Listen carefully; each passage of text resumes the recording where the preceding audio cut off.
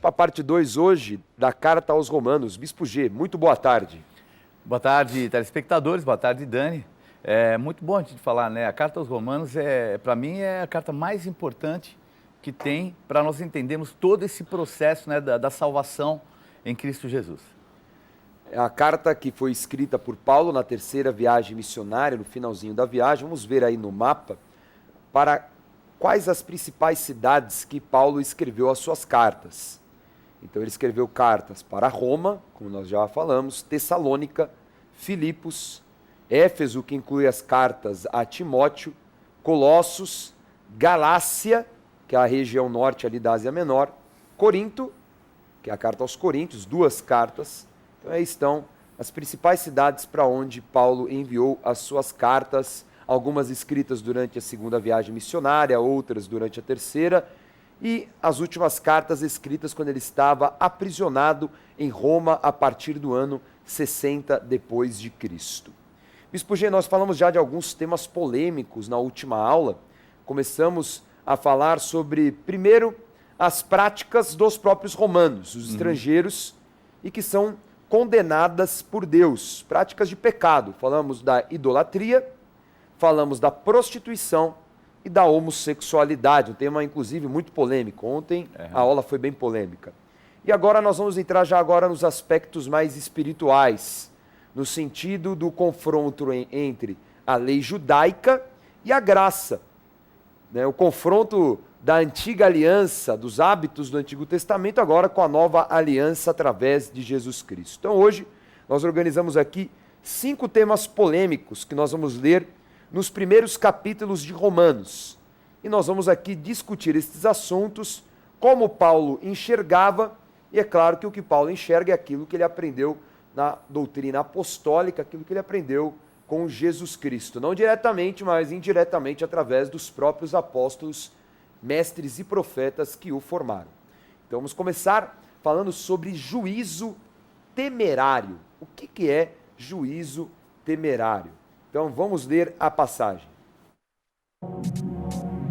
Vamos lá, Romanos capítulo 2. Portanto, és indesculpável o homem quando julgas quem quer que sejas, porque no que julgas a outro a ti mesmo te condenas, pois praticas próprias coisas que condenas. Bem sabemos que o juízo de Deus é segundo a verdade contra os que praticam tais coisas.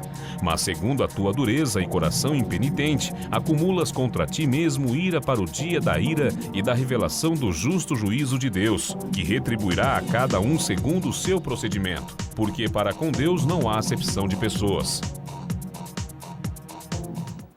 Então no Evangelho de Mateus, Jesus ali no capítulo 7, ele já fala sobre este assunto, sobre a questão de julgar.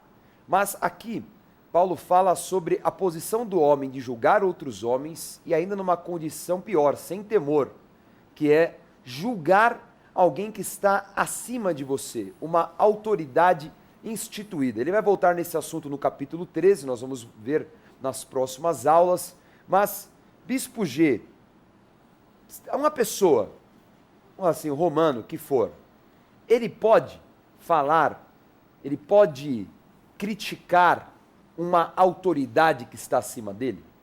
De maneira nenhuma, né? Ainda mais, isso é algo assim básico, né? Elementar. Porque a pessoa, quando ela tem a submissão, ela entende quem é uma autoridade sobre si, ela sabe do peso disso, porque qual foi o erro de Satanás? Ele querer, vamos dizer assim, confrontar a autoridade de Deus. Então o apóstolo Paulo ele vai deixar isso muito marcante, né? E aqui, inclusive, as pessoas, né, tanto os gentios quanto os judeus, confrontando a autoridade de Deus, né? Então aí que é pior ainda, né? E nós vemos também que nas igrejas gentílicas haviam conflitos de autoridade. Por exemplo, Bispo G, a igreja de Corinto, que nós vamos estudar no futuro. Havia uma divisão, né, na igreja, porque uns tinham preferência pelo apóstolo Pedro, já logo no primeiro capítulo, né, outros pelo apóstolo Paulo e outros ainda por Apolo. Né? São 3 gerações apostólicas diferentes. Né? E nós vemos aí esse conflito e com certeza... Se eu coloco uma preferência por alguém é porque eu tenho uma oposição, ainda que seja velada, né? a outra autoridade. Uhum. E segundo o conceito de palavra, nós temos que respeitar e temer todas as autoridades. Sem dúvida. Não só as espirituais, mas todas também Todas. instituídas pela lei. Agora, existe um limite, Bispo G, porque será que a autoridade espiritual ela pode ultrapassar a autoridade humana? Vamos supor, uma autoridade política? Então, nós vemos assim casos muito claros a respeito disso, né? Porque qual o conceito de autoridade? É você saber quem é a maior autoridade. Então, a maior autoridade é a de Deus. As que vierem abaixo dele, quando confrontarem essa autoridade maior, aí sim a gente pode, vamos dizer, entre aspas, desobedecer. Porque nós estamos fazendo o quê? Aquilo que é o mais correto. Porque às vezes você pode até obedecer uma autoridade acima de você, desobedecendo a de Deus. Aí isso é complicado. Então nós vemos que quando os apóstolos foram confrontados ali pelo sumo sacerdote, para não falar mais de Jesus. Não fale mais o nome de Jesus. E eles falaram, olha, desculpe, antes agradar a Deus do que a homens. Olha Nós só. vamos continuar falando. E ali era o sumo sacerdote e o outro que era o sacerdote que também estavam ali. Então as duas maiores autoridades espirituais. Mas estavam fazendo o quê? Algo contrário àquilo que era a vontade de Deus. Existe, então, um equilíbrio de forças aí. Porque também, vamos dizer assim, o que vai dar o balanço de tudo isso, dessa questão de autoridade, é a santidade. Perfeito. Não é? Porque também eu não tenho o aval, por ser uma autoridade espiritual, de transgredir leis Aham. e nem de ferir o limite entre o próximo. É. Né? É uma coisa bem delicada, né? Porque como é que nós vamos fazer? Porque às vezes eu também, num ato de falar, não, vou obedecer a Deus ou desobedecer a pessoa que está acima de mim. Tem que ver o nível de comprometimento da situação. Porque às vezes até por uma pirraça eu deixo de obedecer uma ordem de alguém que está sobre a minha vida, por exemplo, um patrão, alegando que estou obedecendo a Deus. E o sentimento é errado. Agora, eu posso obedecer a esse patrão, contrário ao que seja, vamos dizer, uma lei espiritual de Deus, sabendo que a responsabilidade é desse patrão. Então, um exemplo banal, mas muito interessante. Uhum. Por exemplo, teu patrão chega para você e fala, ó, fala que eu não estou. Então, a mentira não é da pessoa, a mentira é do patrão. A pessoa é só um canal. A pessoa é um canal. Agora, quem está mandando ele mentir é o patrão. Então, o patrão é o responsável pela mentira. Agora, vamos dizer que ele alegue. Mas, bispo, a mentira é do diabo, mas a mentira não é tua, é do teu patrão. Aí ele fala, mas bispo, eu prefiro agradar a Deus. Tudo bem, vamos agradar a Deus, mas você sabe qual pode ser a consequência? Aí é que entra um outro lado, que nós vemos no livro de Eclesiastes. A Bíblia diz assim, não sejais sábio demais, nem justos demais, porque destruiria as obras das tuas mãos. Então, esse equilíbrio é um equilíbrio que somente quem pode dar é o Espírito Santo. Porque eu posso, vamos dizer, o patrão chega e fala para mim, fala que eu não estou, e eu posso falar, olha, ele não está, eu posso até falar, né, olha, ele falou que não está, né, aí complica mais ainda. Mas se eu chegar e falo, não vou falar, eu vou ser despedido. Se você tem fé suficiente para ser despedido, arrumar um outro emprego, glória a Deus. Agora, se você tem liberdade do teu patrão falar para você que não está e você fala consciente que a mentira é dele, você pode fazer de consciência tranquila. Agora, o que vai orientar isso? É o Espírito Santo de Deus, obviamente. Aí rola um bom senso. Bom senso. Que vem do Espírito. Porque a gente pode pegar um caso absurdo. Nós temos aí escândalos acontecendo em nosso país envolvendo aí grandes empresas. Isso. Certo? Vamos dar nomes, mas todo mundo sabe o que está acontecendo. Empresas que têm uma extensão nacional e tudo mais. Nós temos ali e vemos muitas pessoas envolvidas, né, em corrupção. Então, um funcionário de uma empresa dessas, vamos falar no alto escalão, não vamos falar em escalão pequeno. Vamos falar no alto escalão que ele sabe que está acontecendo uma corrupção, mas que ele é só o canal da corrupção, ele não é o mandante. E nem é participante dos benefícios. Não é participante dos benefícios. Ele é assalariado, ele ali está cumprindo um serviço. E aí? E aí? É aquilo que eu falei, ele tem que ter equilíbrio. se é alguém que está mandando e ele tem que obedecer, e ele tem que garantir, porque, sabe, é muito fácil às vezes a pessoa espiritualizar demais e falar assim, não, eu não fiz, ainda que eu vá embora, tudo bem. Espera um pouco, você tem família, você tem filhos, você tem compromisso. Como eu falei, se você tiver fé bastante, e a tua família também tiver, para você sofrer um desemprego, eu creio que Deus vai honrar. Se ele tomou uma atitude de fé dessa, eu tenho que honrar. Deus, eu creio que vai honrar pela fidelidade dele. Mas, ao mesmo tempo, existe um período que pode, o quê? Gerar algum tipo de destruição, de assolação, porque as coisas não são assim. Nós não lidamos com o gênio da lâmpada. Nós lidamos com as situações humanas do dia a dia. Se o cara tem fé suficiente e peito para segurar uma situação dessa, amém. Mas se ele é um canal e ele não é participante, ele está livre de qualquer tipo de sentimento, de corrupção ou qualquer mal. E na hora H, você pode ter certeza que ele não vai, vamos dizer assim, sofrer consequência danosa disso. Porque ele tem até como justificar. E um cara que passa por um processo desse tem como se justificar. É muito complicado porque como a lei julga isso? Estou dando esse exemplo porque ele pode ser tido como cúmplice de algo que depende do que né? Depende do que se é algo lícito. Se for alguma coisa ilícita, que eu falei, aí ele se torna participante. Mas ele pode simplesmente dar andamento numa papelada. Ele pode dar encaminhamento naquilo que lhe foi pedido. Pois é. Então aí é que vai Agora, entrar... se ele tem consciência de que é ilícito, de que fere leis humanas, o ideal porque ele vai correr um grande risco. Ele vai ser discriminado. Eu falo isso, Dani, porque eu já estive envolvido em política. Eu já fui muito discriminado. Tanto que você pode ver que quando eu fui deputado eu não pude concluir nenhuma das leis que eu coloquei para votação.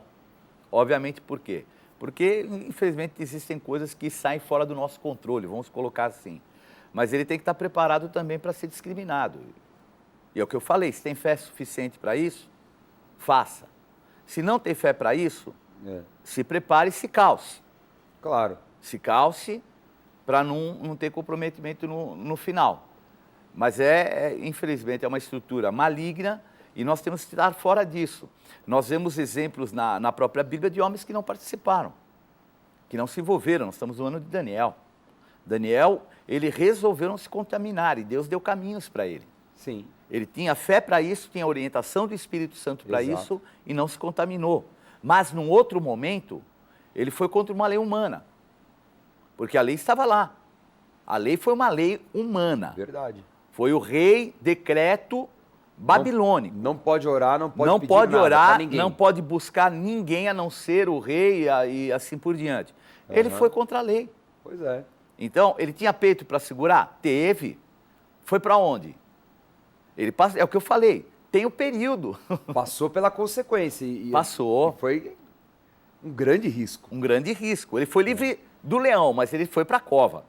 É isso que a gente às vezes tem que ter equilíbrio, porque nós não podemos espiritualizar tanto as coisas, mas também nós não podemos nos vender à corrupção e nem aceitar o suborno ou qualquer outra malignidade. Porque há caminhos para a gente sair dessa situação. E nós vemos que no caso de Daniel, ele teve caminhos. E Deus deu os livramentos, mas nós temos que ter consciência também. Eu creio que Daniel, em toda essa situação, eu tenho certeza que também existiam outras coisas que aconteciam no reino, que ele tinha que fazer vista grossa. Claro. O reino de Babilônia, o cargo que ele ocupava, entendeu? Então ele tinha sua fidelidade com Deus, mas obviamente as coisas que aconteciam em prol do rei, ele tinha fidelidade ao rei também. É difícil ser fiel ao rei de Babilônia e a Deus. Então esse equilíbrio ele tinha a ponto de se manter no lugar alto, junto com um rei babilônico corrupto, e ao mesmo tempo se manter em santidade a ponto de ser um profeta naquela região. E esse equilíbrio é uma coisa muito importante, e quem é religioso não consegue. Perfeito. Por isso que Paulo trata esse assunto com os romanos, porque Roma era muito conhecida pelo potencial político. Então ali a política era forte e você pega a história de Roma, assiste qualquer seriado sobre Roma ou lê qualquer livro de Roma, é assustador ali. Sem dúvida. A gana pelo poder, a traição, o assassinato, corrupção. Você vê ali, o negócio era muito forte. Muito forte. E Paulo vai tratando para que haja sabedoria sobre isso. Né? E é claro, nunca quebrando as leis de Deus. Né? Isso é o que está acima de tudo. Bispo G, vamos entrar para mais um assunto polêmico, o assunto da circuncisão. Esse é o que Paulo vai pegar bastante ao longo da carta. Então, vamos lá, vamos ler. Vamos lá, Romanos capítulo 2. Pois, como está escrito, o nome de Deus é blasfemado entre os gentios por vossa causa. Porque a circuncisão tem valor se praticares a lei. Se és, porém, transgressor da lei, a tua circuncisão já se tornou incircuncisão. Porque não é judeu quem o é apenas exteriormente, nem é circuncisão a que é somente na carne. Porém, judeu é aquele que o interiormente, e circuncisão a que é do coração, no espírito, não segundo a letra, e cujo louvor não procede dos homens, mas de Deus. Então, Paulo vai falar sobre aquela discussão. Afinal, os cristãos que estão se convertendo estrangeiros, eles têm que cumprir os rituais dos judeus, sendo que Deus deu estes rituais ao povo que ele escolheu? Então vai começar essa discussão. Mas nós já vemos aqui Paulo dando umas cutucadas nos judeus da época. Sem dúvida. Né? Falando o quê? Ó, não adianta você ter a marca no teu corpo se no teu coração não é a tua verdade. E ele conhecia bem a verdade, ele era um fariseu. Ele era um cara marcado. É. Ele foi circuncidado, né? A circuncisão era uma prática que acontecia após o 8º dia de nascimento, em que a criança, ela masculina, ela tinha um corte na pele que cobre o órgão sexual masculino e ali a diferenciava. Então, muitos judeus eram reconhecidos por essa marca. Inclusive, isso facilitou muito a perseguição na época de Hitler, né? Porque ele sabia quem era judeu e quem não era.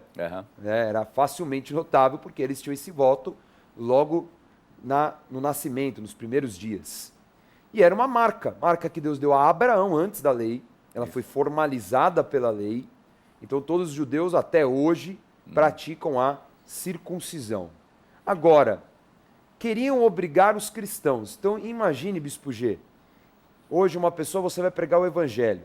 A gente sabe que existem já resistências naturais ao evangelho. Pessoa ímpia que não conhece a Deus, que veio de uma outra religião, ou veio de nenhuma religião, não acredita em nada, não crê em nada, enfim, tem os seus deuses e as suas ideologias, ela já tem uma resistência natural. Imaginem que ainda você falasse para ela, olha, não é só batismo não, você também vai ter que fazer a circuncisão. Então é algo completamente absurdo, não é? E Paulo começa a tocar nesse assunto aqui, Bispo G. Por que ele vai falar isso aos romanos? O que ocorre é que Roma, sendo, vamos dizer, o centro do mundo da época, tinha também muitos judeus. E, obviamente, os judeus já tinham ali, porque desde a época anterior, uma diáspora que houve anteriormente, já tinha, então, lá em Roma, já havia muitos judeus. E eles tinham já um conceito, vamos dizer assim, já formado a respeito dos judeus. E isso, obviamente, mostra, porque existe até um lado meio de teimosia por parte dos judeus em relação às suas doutrinas. Isso era um fato. Os romanos conheciam isso. E, de repente, vem os cristãos, que, entre aspas, para eles, na ótica dos judeus, era mais uma seita dos judeus. Esse era o conceito dos romanos. Uma seita judaica.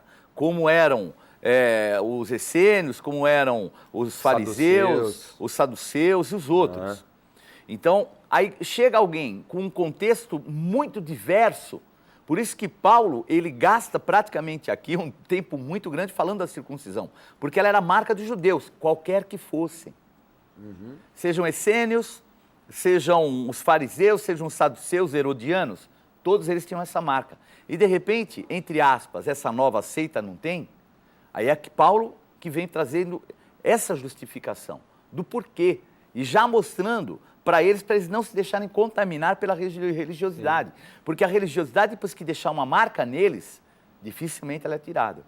E anula esse entendimento, a interpretação de que era uma nova seita judaica, o cristianismo. Já quebra esse Acabou, porque esse não referencial. Tem circuncisão, já é um dos argumentos fortes do próprio apóstolo Paulo falando, não é uma religião.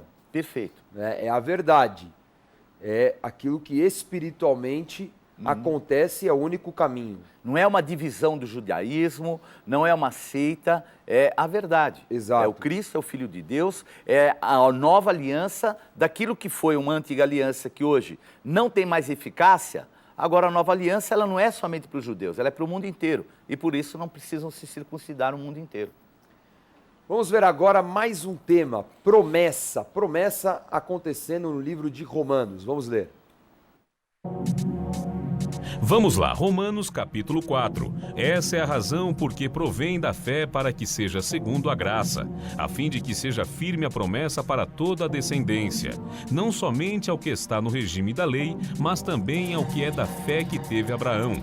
Porque Abraão é pai de todos nós, como está escrito, por pai de muitas nações te constituí, perante aquele no qual creu, o Deus que vivifica os mortos e chama à existência as coisas que não existem. Abraão, esperando contra a esperança, creu para vir a ser pai de muitas nações, segundo lhe fora dito, assim será a tua descendência. E sem enfraquecer na fé, embora levasse em conta o seu próprio corpo amortecido, sendo já de 100 anos e a idade avançada de Sara, não duvidou por incredulidade da promessa de Deus, mas pela fé se fortaleceu dando glória a Deus, estando plenamente convicto de que ele era poderoso para cumprir o que prometera. Pelo que isso lhe foi também imputado para a justiça. Maravilha, Bispo G. Vamos ver aqui um personagem muito importante sobre o assunto que é abordado no livro de Romanos, que é a justificação pela fé, que é Abraão. Abraão. Então, já que as pessoas, um assunto que eu gosto muito de falar é sobre dízimo, quando eu falo de Abraão, porque as pessoas já falam assim, não, dízimo é da lei de Moisés. Não. Dízimo é algo que já era praticado por Abraão. Não é? Dízimo não está no Novo Testamento, está em várias passagens, Hebreus 7, falando sobre Melquisedeque, a nova ordem sacerdotal, falando de Mateus 23, Jesus ensinando os fariseus como dar o dízimo, quer dizer, parou. Agora já para por aí. Vamos parar por aqui já. Agora o ponto aqui, Bispo G, que nós vemos ele falando sobre promessa. E que nós temos direito também à promessa. Porque até então só judeu tem direito à promessa. Só os filhos de Abraão tinham direito a viver a promessa. Não. E Abraão, ele era um ímpio antes. Não é? Ele era vamos dizer assim, um vulgo estrangeiro, porque não tinha povo escolhido na época. Não tinha como falar que era gentil. Mas... Ele era da região da Babilônia, ali de Ur dos Caldeus. Ele era babilônico, fabricante de ídolos, se converteu. Então nós vemos a graça se manifestando antes da lei. Então isso que é doido, porque as pessoas separam lei e graça, a época da lei e graça, não, mas a graça era antes da lei. Então tinha graça, lei e graça, ou graça dentro da lei também. Em vários momentos a graça se manifesta no Antigo Testamento. E aqui traz um ensino para nós poderosíssimo sobre Abraão. Porque o Deus que traz, aliás, uma passagem super conhecida, aquele que traz à existência as coisas que não existem. Então Paulo vai falar isso aos romanos. Por que ele vai tratar desse assunto aos romanos, Bispo G? Por quê? Porque uma nova aliança, ela tem um novo contexto. E como chega a Roma é a expressão do que iria levar para o mundo inteiro. Então, o primeiro povo que eles tinham que realmente trazer, não é o convencimento em termos de argumentos, porque o que ocorre, os romanos eles tinham uma cultura muito próxima dos gregos. Então, eles não tinham ali, os conceitos deles tinham que ser fundamentados. E tanto que a gente vê que a grande maioria, até a própria cultura romana, que veio de um outro povo, um povo chamado etrusco. Então, os fundamentos da religião romana era de um povo chamado etrusco. E o povo etrusco, eles tinham sempre um fundamento lógico. E a gente vê isso através dos anos, a Grécia também, fundamento lógico, e tudo isso. Então, não adiantava para Paulo chegar e levar ali um pacote fechado de uma teologia. Exato. Ele tinha que levar lá argumentos, porque as filosofias da época eram muito fortes. Então, não adiantava, nós tínhamos lá ali várias e várias filosofias que tinham, inclusive, a aparência do cristianismo. Então, o próprio Platão, o bem supremo, olha, tinham coisas muito próximas. E para isso o apóstolo Paulo teve que se desdobrar e ele usar esses exemplos e mostrando que Abraão era alguém que veio do meio gentílico. E um dado que eu acho que é muito interessante, Dani, que a primeira pessoa que foi circuncidada depois de Abraão não era judeu. É. Ismael. Ismael foi circuncidado antes de Isaac. Ismael, descendência árabe, da onde viriam todos o povo árabe, foi o primeiro a ser circuncidado. Olha só. Então vejam que a marca da religiosidade, ela é tão terrível que ela esquece alguns fatos que são importantes, porque agora eles atribuem que seja só para eles. E aí, como é que ficou Ismael, que foi o primeiro a ser circuncidado? Aonde é que fica a história deles? Então, já mostra que essa aliança abraâmica, ela já estava alcançando os gentios, porque os árabes são gentios, entre aspas. Eles têm, obviamente, o vínculo dos semitas, mas num contexto de povo, eles são gentílicos, porque eles não são judeus. O que é não judeu é gentílico. É gentílico. São os outros povos, as outras nações, né? Étnos, as outras etnias. Então, os próprios árabes, mesmo sendo descendentes de Abraão, eles são tidos como gentílicos porque a descendência não é a marca de descendência de Sem, é a marca do judeu, de Judá, a tribo de Judá. Então, vejam como é uma, vamos dizer assim, seria até uma discriminação. Eu acho que até esse fator de Ismael ter sido o primeiro já mostra que a marca da circuncisão espiritual já estava sobre os gentios. Perfeito. Aí ficou fácil, né, entender promessa. Assim fica fácil. Agora vamos para um tema mais difícil, Bispo G. Não que esse não seja também desafiador. Vamos falar sobre pecado. Pecado original, que é assim que é chamado pela teologia, o pecado de Adão, e que Paulo vai tratar também no capítulo 5 de Romanos. Vamos ler então esse texto e vamos discutir. Vamos lá, Romanos capítulo 5. Entretanto, reinou a morte desde Adão até Moisés, mesmo sobre aqueles que não pecaram, à semelhança da transgressão de Adão, o qual prefigurava aquele que havia de vir. Se pela ofensa de um e por meio de um só reinou a morte, muito mais os que recebem a abundância da graça e o dom da justiça reinarão em vida por meio de um só, a saber, Jesus Cristo. Pois assim como por uma só ofensa veio juízo sobre todos os homens para condenação, assim também por um só ato de justiça veio a graça sobre todos os homens para a justificação que dá vida. Sobreveio a lei para que avultasse a ofensa, mas onde abundou o pecado, superabundou a graça. Começamos a discussão sobre pecado.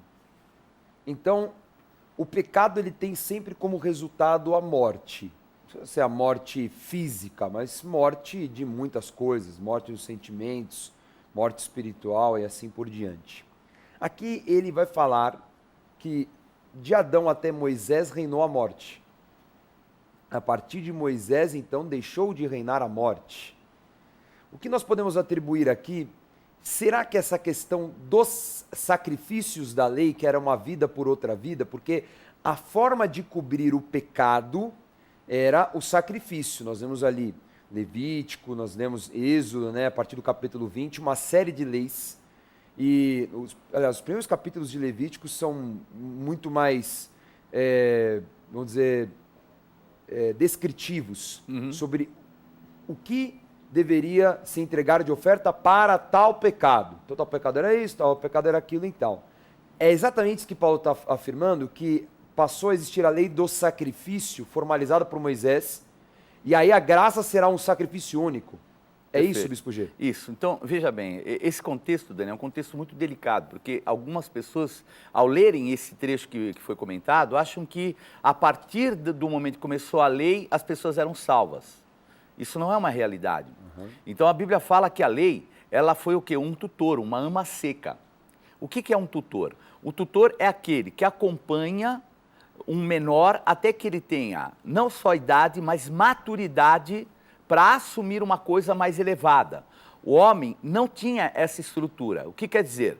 Até chegar à graça, porque a graça viria através de Jesus Cristo. Sim. E só com Jesus Cristo o sacrifício seria definitivo e aí a pessoa, sim, receberia a salvação definitiva. E nesse período, a lei funciona como um aio. E o que é um aio? Um aio é o que mantém a maturidade de alguém que é imaturo. Menino, não faz isso. Menina, não faz aquilo. É a lei. Então a lei segurou, vamos dizer assim, né? Vamos dizer assim, até num jargão mais antigo, segurou as pontas. Então foi ali aguentando, segurando, principalmente porque a lei foi escrita no deserto para um povo que era escravo e teria que se tornar dono de uma promessa, de uma terra prometida. Um abismo muito grande. E quando fossem lá, mais à frente, depois dessa promessa, se concluiria a graça. Então, o que era a lei? A lei, ela profetizava a expectativa da salvação. Então, o que era isso? Era o cordeiro que era derramado o sangue, aí era tirado o pecado, mas veja bem, era tirado o pecado, não o pecado que era cometido. Então, era feito sacrifício pelos pecados, mas o pecado original, somente Jesus Cristo. Olha só. Então, a lei não conseguia e nunca poderia ter feito isso. Tanto que quando Jesus Cristo morre, e ele é o sacrifício definitivo, a Bíblia fala que ele vai e prega para espíritos em prisão desde a época de Noé. Então vejam que ali ele vai buscar o quê? Aqueles que poderiam, que tinham as promessas, que vinham obviamente até antes de Abraão, porque a lei não poderia chegar, a salvação não podia só ser para quem nasceu depois de Jesus. Então Jesus vai, então ele faz como que? Ele vai como se fosse contra o tempo, ele vai ali no lugar onde estão todos os mortos e leva a salvação que ele conquistou. Então a lei era algo parcial, profetizando aquilo que viria para o pecado original, que era Jesus Cristo, somente ele. Maravilha. E na próxima aula nós vamos falar sobre essa questão do equilíbrio, Bispo G, do pecado e da liberdade. Porque tem gente que bagunça isso aí, hein? Ah, não, então agora eu estou coberto, sou um escudo, tenho um escudo, eu faço o que eu quiser. Não é bem assim, né? Não é mesmo. Porque, como fala, o salário do pecado é a morte. Mas isso nós vamos estudar na próxima aula. Antes de nós revisarmos a aula de hoje, quero dar a dica Gospel Bay, que é a Bíblia Apostólica Renasci. É a Bíblia Apostólica anotada pelo servo de Deus, apóstolo Estevão Hernandes, com um encarte exclusivo para jovens, um formato menor, mais leve. Tem aí 12 ministrações para jovens. Material exclusivo para jovens, tá certo? Tá aí a capa bonita. E um material impressionante, né? Tem 40 estudos, 40 ministrações de oferta, 40 perfis de personagem, mais de 5.000 notas de referência.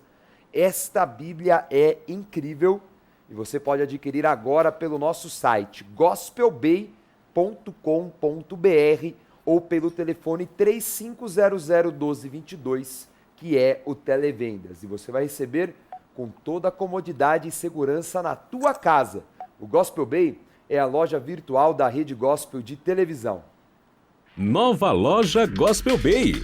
Os seus artigos preferidos agora estão ainda mais acessíveis no site gospelbay.com.br. Mais ágil, mais simples e mais seguro. Acesse agora mesmo o novo site gospelbay.com.br e boas compras.